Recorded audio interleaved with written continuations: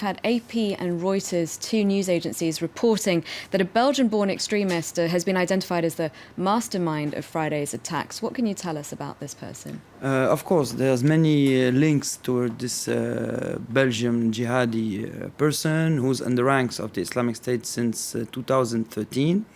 His nickname, his war nickname, if I may say so, is Abu Omar, the Belge, from Belgium, as they say. And this person was really present on social media in 2013 and 2014. He is really known. I got with a colleague of ours, David Thompson from RFE, to authentify a video in which we see him dragging corpses behind his Jeep. France 24 refused to broadcast these images. They were broadcasted by another French media. And from this time, he was very known. But we should know also that he succeeded in coming back to Belgium in 2013. He got arrested and then freed because Belgian authorities thought that he was dead. He had a false identity, so it's plausible that he had another passport, I guess. And then he went back to Syria, and he gave an interview to the English magazine of the Islamic State called Dabik, telling the story.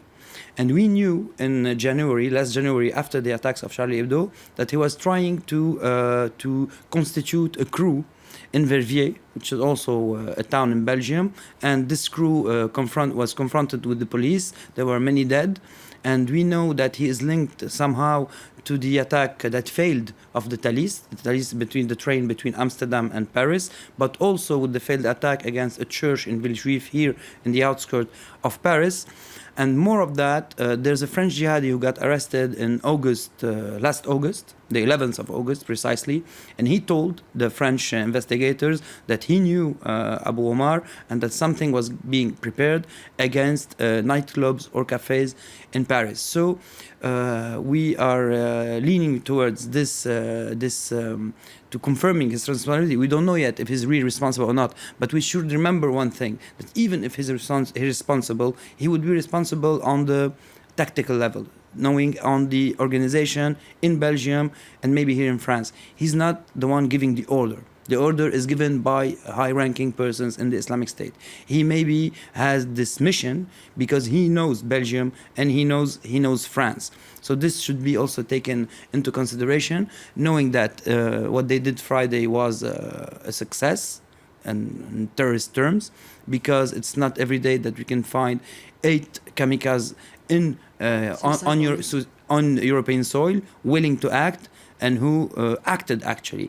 And we should know and realize that it was very well prepared, because I guess that the fact that they didn't enter the stadium in Paris was an option. The other option was to blew themselves there, and this is why they didn't kill much people there. 3 of them blew themselves in the street to make a distraction, because there was a timing. The time that they blew their belts, another 2 crews were acting inside Paris. So one crew was shooting at passengers and people who were at cafes, and the other crew made the hostage situation at the Bataclan. So this is also to be taken into consideration, because they thought their operation in a very well organized way. And so there was a timing that at the same time they blew their belts and the other crews were acting in Paris. So I guess that they should be taken seriously. He should be taken seriously, and the threats that are still coming and that were done by the Islamic State should be taken very seriously. This is the first operation of this group on European soil in France and at the heart of Paris, and they proved in a way that they can do what Al-Qaeda did in January with the attacks of Charlie Hebdo.